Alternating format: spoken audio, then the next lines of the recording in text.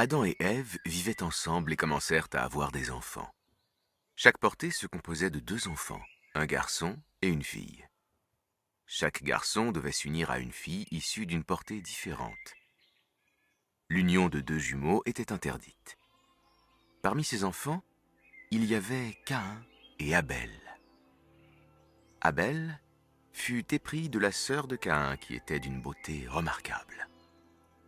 Adam, leur père, consentit à cette union, mais Caïn ne fut pas satisfait de cela. Il la désirait pour lui. Adam proposa alors: Offrez un sacrifice. Celui dont Dieu acceptera le sacrifice, moi, je lui donnerai cette jeune fille. Abel était berger et Caïn laboureur.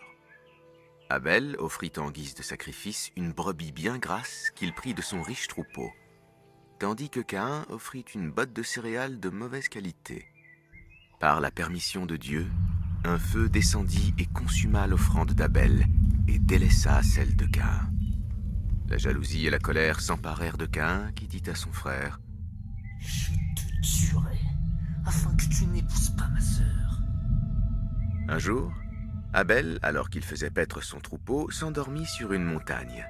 Inquiet, Adam envoya Caïn à sa recherche. Celui-ci le trouva et, ne pouvant retenir son animosité, lui reprocha l'histoire de l'offrande et de sa sœur. Abel lui répondit: « Mon frère, Dieu n'accepte que ce qui émane des pieux. » Caïn se laissa submerger par la rancœur et menaça Abel. « Si tu étends ta main vers moi pour me tuer, moi je n'étendrai pas vers toi ma main pour te tuer. Si donc tu es décidé à me tuer, tu assumeras alors mon péché et le tien. » Caïn, fou de rage, lança une pierre sur la tête d'Abel et le tua. Il prit sur son dos le cadavre et se mit à parcourir le monde, ne sachant que faire du corps. Un jour, il vit 2 corbeaux combattre l'un contre l'autre. Un de ces corbeaux tua le second, ensuite il creusa un trou avec son bec et cacha sous la terre le corbeau mort. Caïn se dit alors: « Malheur à moi, suis-je incapable d'être comme ce corbeau, à même d'ensevelir le cadavre de mon frère ?» Il imita donc le corbeau et enterra son frère dans la fosse qu'il creusa dans la terre.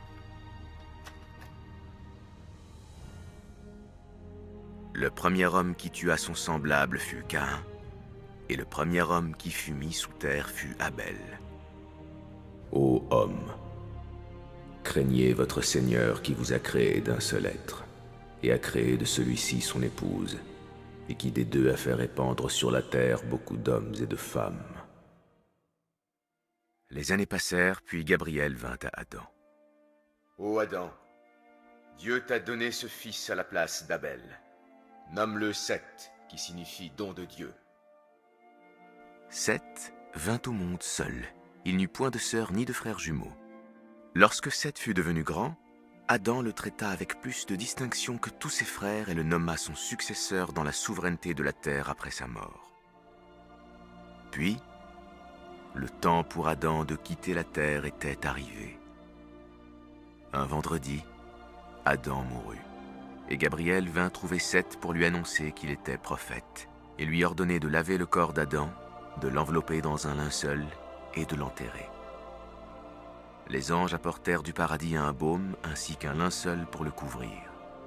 Ils présentèrent leurs condoléances à son fils et exécuteur testamentaire, Seth. Gabriel lui ordonna de creuser une fosse et de déposer le corps d'Adam dans la terre. Ève vécut encore 1 an après Adam, puis elle mourut. Seth enterra Adam et Ève au même endroit.